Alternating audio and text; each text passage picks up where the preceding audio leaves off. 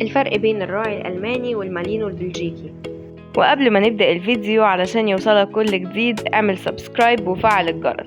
في أوجه تشابه كبيرة بين الكلب الراعي الألماني والراعي البلجيكي، هما الاتنين كلاب راعية وهما الاتنين يتميزوا بالذكاء جدا، وده خلاهم من أفضل الكلاب الشرطية، وطبعا نشاطهم معروف للكل غير سهولة تدريبهم. لو بتفكر تشتري جيرمان شيبرد أو المالينو البلجيكي يبقى المقال ده ليك، هنقولك الفروق بينهم عشان تختار اللي يناسبك. أولا أصل السلالة. بالنسبة للجيرمان شيبرد في أواخر القرن التاسع عشر جمع ضابط ألماني بين السلالات الراعية من سلالة موحدة لحد ما وصل لشكل الجيرمان شيبرد لساعتها، اللي طبعا تطور وتغير مع الزمن حتى أصبح الكلب الذكي متعدد الاستخدامات، شهيرا مع مربو الحيوانات في جميع أنحاء العالم.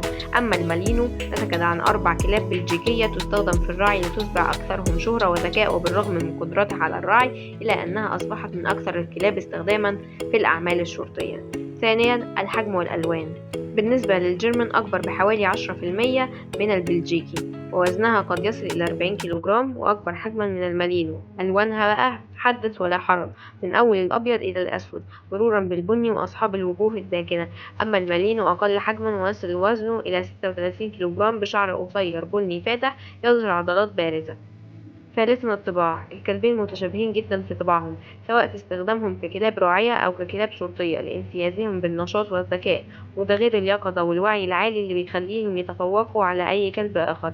ده غير إن الاتنين محبين جدا لصاحبهم وبيحب يدافع عنهم جدا، وللعلم النوعين بيحبوا تنفيذ المهام الصعبة من البحث عن المفقودين أو أعمال تتطلب نشاط وجري زي مرافقة سباقات الدراجات. بيكرهوا الكسل والجلوس والخمول.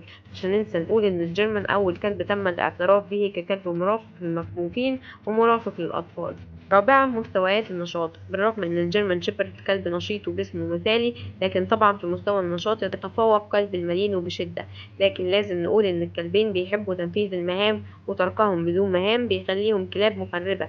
يعني ممكن تلاقي نفق مثلا تم حفره في الحديقة، أو إن تلاقي المالينو جاب أجل قطة الجيران.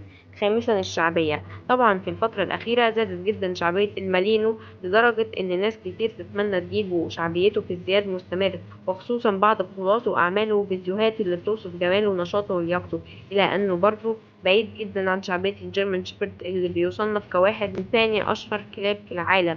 يصعب جدا تخيل العالم بدونه.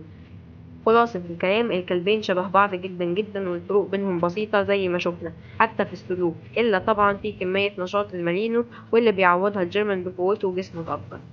لو عجبك الفيديو اعمل لايك وكومنت وشير لحد يهمه الأمر.